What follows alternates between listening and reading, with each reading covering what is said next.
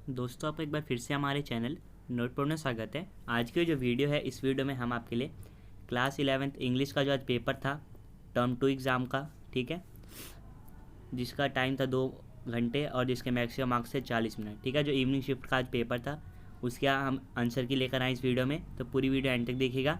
आपको पूरा पेपर हम आपको दिखाएंगे और उसके जो आंसर है वो भी आपको बताएंगे, ठीक है।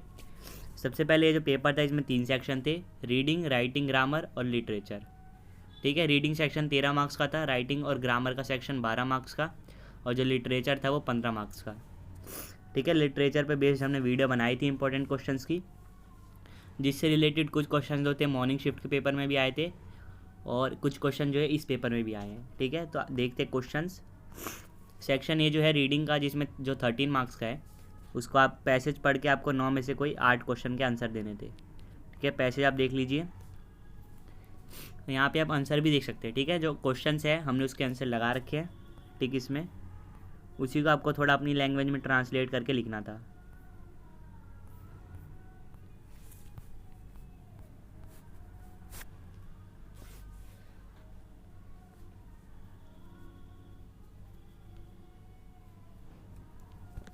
ठीक है, तो अपने जो पैसेज पढ़ा उसके हिसाब से आप जो समझे उसके हिसाब से आपको कोई 9 में से 8 क्वेश्चन करने थे, ठीक है।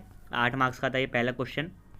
तो ये 9 क्वेश्चन है। फर्स्ट में आपको बताना था कि जो ऑथर के फ्रेंड है वो क्यों उन्होंने जो है उनको बुलाना छोड़ दिया था, किसके लिए, थिएटर जाने के लिए, मूवी देखने के लिए। ये आपको अपने हिसाब से बताना है।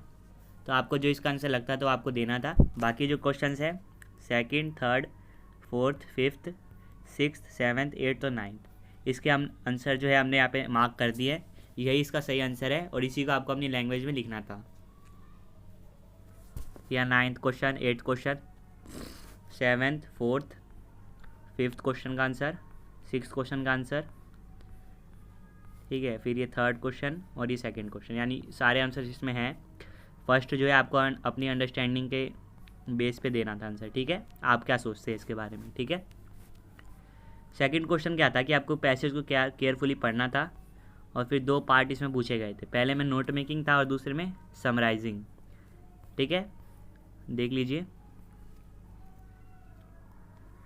फेलियर से रिलेटेड ये जो पैसेज है वो है, ठीक है। फेलियर से हमें कैसे सीखने को मिलता है, उसके बाद सक्सेस प्राप्त होती है, उस तरीके से है।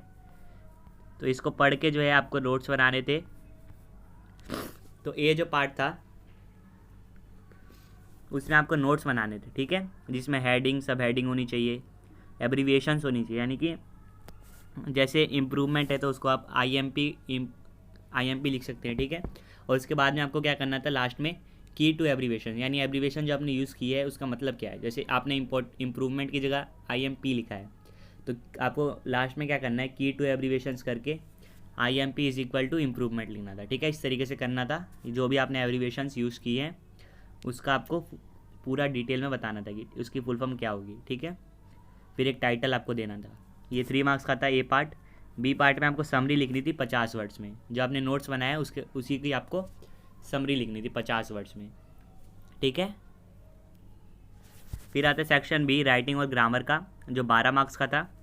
क्वेश्चन 3 जो है इसमें, the directorate of education GNCT of Delhi is organizing an essay contest on conservation of energy for all the students of the state, ठीक है। तो डायरेक्टरेट ऑफ एजुकेशन जो है दिल्ली की, वो एक ऐसे कॉन्टेस्ट ऑर्गेनाइज करना चाहती है, ठीक है, कंजर्वेशन ऑफ एनर्जी पे स्टेट के सारे स्टूडेंट्स के लिए।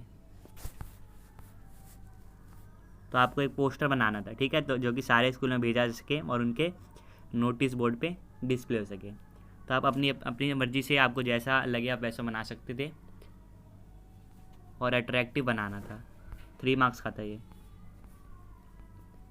फिर फोर्थ में, attempt any one from A and be given below, तो ए और बी में से कोई एक करना था। ए में ये लेटर दिया, पढ़ लीजिए, और बी में जो है डिबेट। तो डिबेट में आप या तो अगेंस्ट में बोल सकते हैं टॉपिक के, ये टॉपिक के विद द टॉपिक, या फिर अगेंस्ट द टॉपिक, ठीक है। यानी टॉपिक के सपोर्ट कर सकते हैं या फिर टॉपिक के खिलाफ बोल सकते हैं, ठीक है। वर्ड लिमिट दे रखी है 120 से 150 वर्ड्स। इसको फॉलो करते हैं आपको ए में लेटर लिखना था और बी में डिबेट। दोनों में से आपको कोई एक करना था और ये 5 मार्क्स का था, ठीक है। फिर फिफ्थ है, इसमें आपको रीअरेंज करना था वर्ड्स को और मीनिंगफुल सेंटेंस बनाना था। तो पहला जो होगा, the rich oil industry depends on the jungles, ठीक है, पहले का आंसर ये होगा। दूसरे का होगा, what products do we get from the jungles, फिर क्वेश्चन मार्क। फिर तीसरे में, the Indian peasants were exploited by the British, ठीक है। फोर्थ में, the poor peasants had to pay the very high have to pay very high taxes, the poor peasants had to pay very high taxes, ठीक है, ये आपको लिखना था। फिर सेक्शन सी है लिटरेचर का, जो 15 मार्क्स का है, जिसमें मैंने आपको इंपॉर्टेंट क्वेश्चन बताए थे, उसमें से भी आया था। तो क्वेश्चन 6 जो है, इसमें से आपको कोई 6 क्वेश्चन दिए हैं, उसमें से कोई 5 करना था, हर 2-2 मार्क्स का क्वेश्चन था, और वर्ड लिमिट थी 40 वर्ड्स। तो पहला क्या है, विच मूवमेंट दस Nani Palkhivala refer to, how popular do you think it is. तो जो नानी पालकी वाला है, द एलिंग प्लेनेट वाले चैप्टर में, हॉर्नबिल का चैप्टर 5 जो है, उसमें जिस मूवमेंट की बात करी है वो है ग्रीन मूवमेंट, जो स्टार्ट हुआ था 1972 में न्यूजीलैंड में। ये बहुत पॉपुलर हुआ था, इसने जो लोगों को अवेयर किया था अबाउट द एलिंग प्लेनेट, ठीक है, and about the declining health of the earth. तो यही आपको लिखना था 40 वर्ड्स में। फिर बी में, what do you gather about Crocker Harris from the play, जो ब्राउनिंग वर्जन चैप्टर है, उसमें क्रॉकर हैरिस के बारे में आप क्या समझते हैं।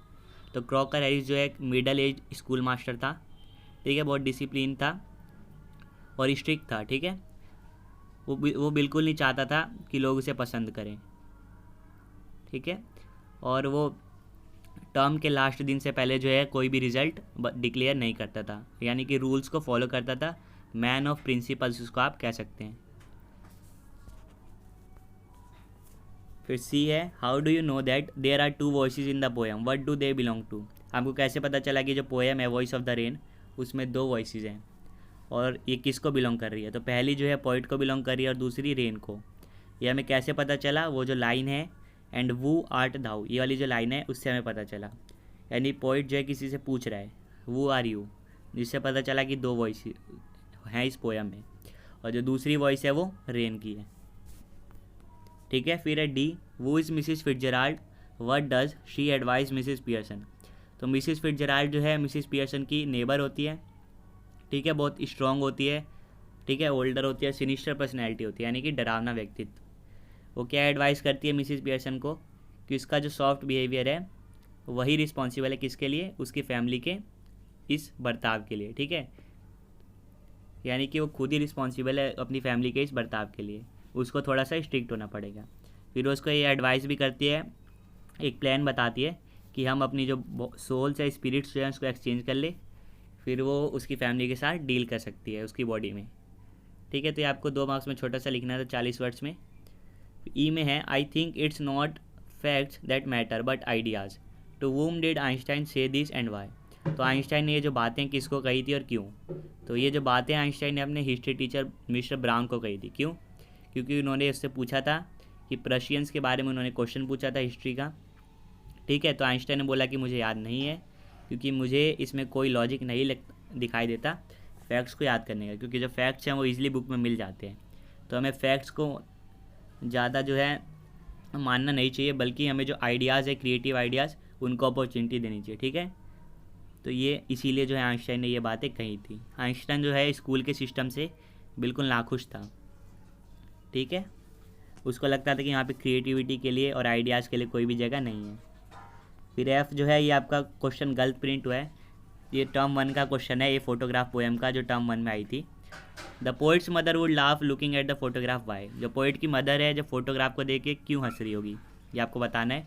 तो इसका आंसर जो होगा कि जो पोइट्स मदर है जब अपनी फ़ोटोग्राफ देख रही होगी तो क्यों इसलिए हंसेगी, क्योंकि जो उसकी फ़ोटोग्राफ थी वो बहुत पास्ट की फ़ोटोग्राफ थी, जब वो बहुत छोटी थी, ठीक है। तो उसे देख के जो है उसे अपना पास्ट याद आ गया, और अभी जितनी प्रॉब्लम्स है वो भूल के बिल्कुल खुश हो गई, इसलिए वो हंस रही थी उसको देख के, ठीक है। फिर 7th में आपको इनमें से किन्हीं एक का जो आंसर देना था 120 से 150 वर्ड्स में, 5 नंबर का था। तो पहला जो है सिल्क रोड को चैप्टर से क्वेश्चन है कि क्या क्या जो डिफ़िकल्टी हुई थी निक मिडलटन जो नरेटर ऑथर है उसकी जर्नी में टू माउंट कैलाश, जब वो माउंट कैलाश जा रहा था तो उसे क्या क्या डिफ़िकल्टी हुई, ठीक है, ये आपको बताना था। फिज़िकल जो इसकी कंडीशन हो गई थी वो मैंने वीडियो में बताया था क्वेश्चन में, ठीक है, कि वो सांस लेने में उसको दिक्कत हो रही थी, उसकी जो एक नोस्ट्रिल्स है वो ब्लॉक हो गई थी, ठीक है। तो फिर वो एक नोस्ट्रिल से सांस ले रहा था, उसके बाद वो मुंह से सांस लेने लगा, ठीक है। पूरी रात फिर वो सो भी नहीं पाया था, बहुत थक गया था। तो यही आपको अच्छे से एक्सप्लेन करना था 120 से 150 वर्ड्स में, ठीक है। और सेकंड पार्ट में क्या है, he had no premonition that this night call would prove unusual, still less it would influence his whole future in Blaenelly. What was the unusual event in store for Andrew. ये birth जो chapter है snapshot का, उसका question है। तो ये जो statement दी हुई है इसमें जो अनयूजुअल इवेंट है वो क्या है। तो अनयूजुअल इवेंट जो है वो है कि जो रात को जो है जो मॉर्गन का कॉल आता है, तो वही जो है एक अनयूजुअल इवेंट है, ठीक है। जब वो जो मॉर्गन का कॉल आता है तो एंड्रू बहुत डिसअपॉइंटेड रहता है उस शाम, क्योंकि जो उसकी गर्लफ्रेंड होती है क्रिस्टीन, उससे उसका झगड़ा हो जाता है, ठीक है, उसको वो छोड़ देता है, इसलिए वो बहुत दुखी भी रहता है। तो रात को जब कॉल आता है फिर उसके घर जाता है, फिर 1 घंटे के स्ट्रगल के बाद बेबी होता है, ठीक है। उसके बाद वो स्टिल बर्थ होती है, यानी कि जो बेबी है वो लाइफलेस होता है। फिर वो बहुत कोशिश करके मदर और बेबी दोनों को बचा लेता है, जिससे क्या होता है उसका जो फ्यूचर है ब्लेनली में, ब्लेनली जो है माइनिंग टाउन था जहाँ पे वो नया नया गया था। एंड्रू जो था एक न्यूली पास डॉक्टर था, यानी नया पास हुआ था, ठीक है। जो ब्लेनली में गया था तो उसकी जो ये वाली जो डिलीवरी थी वो सक्सेसफुल हुई, जिससे जो उसका फ्यूचर है वहाँ पे अच्छा हो गया। ये डिलीवरी सक्सेसफुल हुई जिससे जो है वहाँ पे वो फेमस हो गया। जो और सुसान मॉर्गन, ये सब सुसान मॉर्गन और जो इनका जो बच्चा है 20 साल के बाद हुआ, ठीक है। तो ये जो बातें हैं जब ये पूरे ब्लेनली में पता चलेगी तो जो एंड्रू है उसका जो फ्यूचर है बहुत ब्राइट हो जाएगा वहाँ पे, ठीक है, वो बहुत फेमस हो जाएगा, जिससे उसका जो डॉक्टर का करियर है वो बहुत अच्छा हो जाएगा, ठीक है। तो यही आपको इसमें लिखना था 120 से 150 वर्ड्स में। तो होप आपने जो पूरा पेपर है वो देख लिया। शुरू के जो क्वेश्चन है उसमें सब अपनी तरीके से जो आपको लगता है वो लिख सकते हैं, लेकिन फॉर्मेट आपको पता आना चाहिए, वो उसी फॉर्मेट को फॉलो करते हुए अपने वर्ड्स में आपको लिखना था। बाकी जिसके आंसर हो सकते थे वो मैंने आपको बता दिया। बाकी जो क्वेश्चन है उसके आंसर आपको अपनी मर्ज़ी से देने थे, ठीक है। तो होप आपका पेपर अच्छा गया होगा, आप इससे अपने आंसर चेक कर सकते हैं, ठीक है, जो इसमें लिखे हुए हैं। आपसे फिर मिलेंगे नेक्स्ट वीडियो में, तब तक के लिए bye bye, see you again and thanks for watching.